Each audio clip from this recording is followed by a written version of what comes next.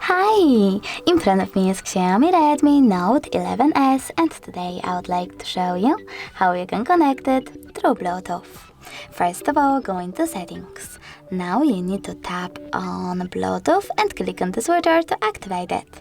After that, wait for available devices to show up, and when they do, just tap on the one that you wish to connect to. Now you need to wait for the pop-up and select Pair.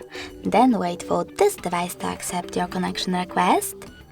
And as you can see, my devices were successfully connected. If you want to disconnect them, you can always do that by clicking on this little icon next to the device and selecting Unpair.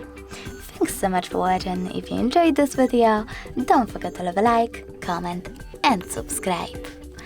Bye!